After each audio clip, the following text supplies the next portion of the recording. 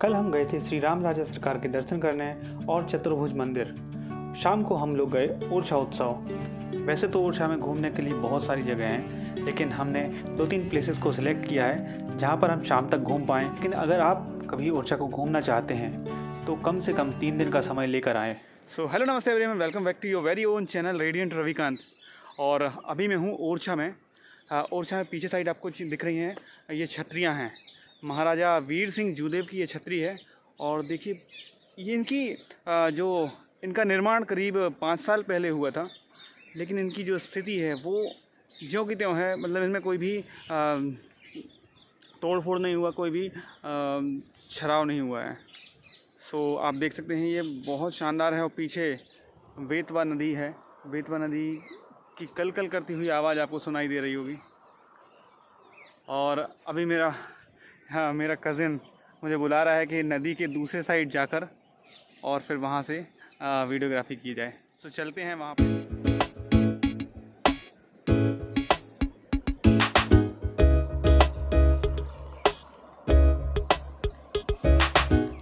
ये है गल गल करती हुई बेतवा नदी। बेतवा नदी जो कि भोपाल से निकलती है और यहाँ पर यमुना की सहायक नदी के रूप में यमुना में जाके मिल जाती है। यहाँ पर नदी का पानी एकदम स्वच्छ और निर्मल है।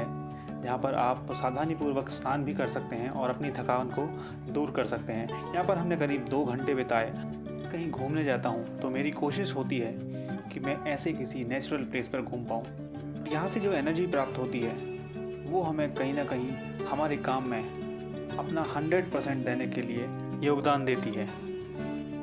बेतवा नदी के मनोहारी वातावरण से निकलकर अब हमें जाना है राजा का महल, जहांगीर पैलेस, राजा लाला हरदौल के मंदिर और भी काफ़ी सारी जगह हैं।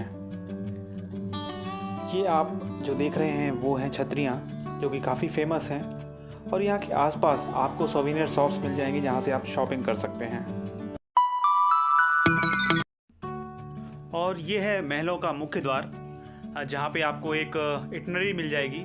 यहाँ से आपको टिकट खरीदना होता है, जहाँ से आपको एक ऑडियो गाइड भी अवेलेबल हो सकता है। ऑडियो गाइड आपको एक डिवाइस के रूप में प्राप्त होगा, जहाँ पर आप एक नंबर डायल करके उस पर्टिकुलर प्लेस का ऑडियो सुन सकते हैं और बिना किसी गाइड की सहायता से आप उस प्लेस के बारे में जानकारी प्राप्त कर सकते हैं। इस शिलालेख के बाद अब हम जा रहे हैं तोपखाना की ओर। कि आप देख पा रहे हैं ये बहुत ही संरक्षित और सुरक्षित प्रकार का एक ऐतिहासिक स्थल है, जहाँ पर आपको देखने में बहुत सारी बिल्डिंग अपने पूर्ण स्वरूप में देखने को मिल जाएंगी। ये जो आपको सामने दिखाई दे रहा है वो है रानी महल। रानी महल को देखने से पता चलता है कि उस समय तकनीक कितनी विकसित रही होगी। जो आप ये लोहे की रेलिंग देख पा रहे हैं। और यहाँ पर अभी ओरछा उत्सव में लाइटिंग काफ़ी अच्छी की गई थी, जो रात में देखने में बहुत मनोहारी लग रही थी। लेकिन अभी ये काम हो चुका है तो ये लाइटिंग सारी हट चुकी है। अभी हम राजा महल जा रहे हैं। तो राजा महल में ये जो शिलालेख लिखा हुआ है उसको देखते हुए और पूरी जानकारी लेते हुए अब हम अंदर जाएंगे। इन वॉल पेंटिंग्स को देखकर आप आश्चर्य में पड़ जाएंगे कि इनको करीब 400 साल हो चुके हैं।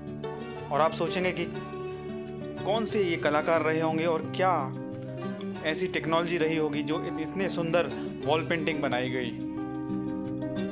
यह है भव्यता की पराकाष्ठा राजा महल, जिसकी नींव राजा रुद्र प्रताप सिंह ने 1531 में रखी थी और फिर उसके बाद उनके पुत्र भारती चंद्र ने इसको पूर्ण कराया। इस महल में सब प्रकार की टेक्नोलॉजी आपको देखने को मिल जाएंगी।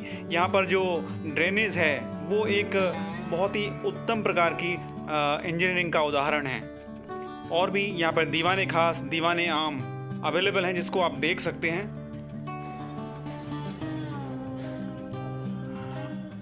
मेरे द्वारा घूमे गए सभी ऐतिहासिक स्थलों में ओरछा का ये महल, ओरछा पैलेस अपने वास्तविक स्वरूप में है, या फिर ये कह सकते हैं कि इसका संरक्षण बेहतर तरीके से किया गया है।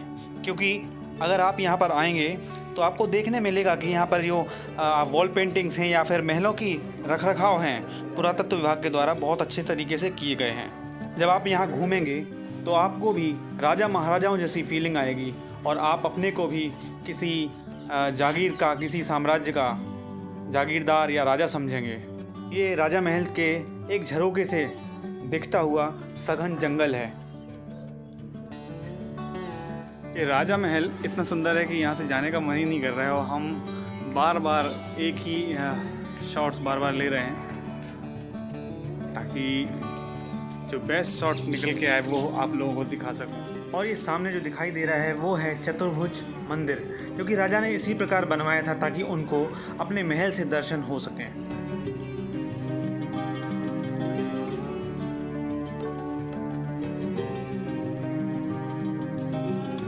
और अब हम आ गए हैं जहांगीर महल।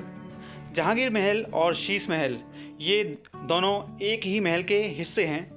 आगे साइड जहांगीर महल और फिर शीश महल। इस महल का निर्माण 16वीं शताब्दी में सम्राट जहांगीर के स्वागत के लिए किया गया था। इसे बनने में करीब 9 साल का समय लगा। इस महल के फ्लोर्स और अटारियों को देखकर आपको एहसास होगा कि ये इंडो इस्लामिक और बुंदेलखंड शैली का एक अनूठा संगम है।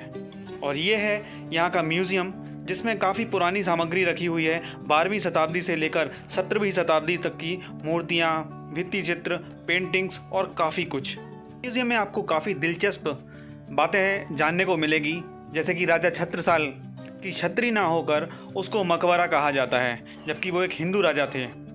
और भी काफ़ी कुछ पुरातन समय का आपको मूर्तियाँ मिलेंगी, सूर्य की प्रतिमा मिलेगी। ये आप देख रहे होंगे राम दरबार है।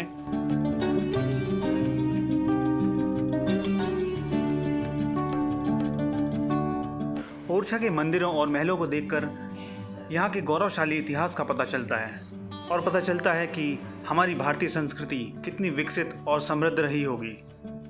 तो ये तो बात हुई ओरछा के मुख्य मंदिरों और महलों की। इसके अलावा भी ओरछा में काफ़ी सारी जगह हैं जहाँ पे घूमा जा सकता है और अपना समय बिताया जा सकता है। और अब हम जिस स्थान पर जा रहे हैं उस स्थान के उल्लेख के बिना ओरछा के दर्शन अधूरे हैं, और वो जगह है लाला हरदौल, जो कि बुंदेली वीर कहे जाते हैं। ये है लाला हरदौल की बैठका। समूचे बुंदेलखंड में लाला हरदौल की लोकगीत और वीर गाथाएँ अभी भी गाई जाती हैं, और बहुत सारी कथाएँ प्रचलित हैं कि उन्होंने कैसे अपने प्राण त्याग दिए और अपनी ईमानदारी और कर्तव्यनिष्ठता का परिचय दिया।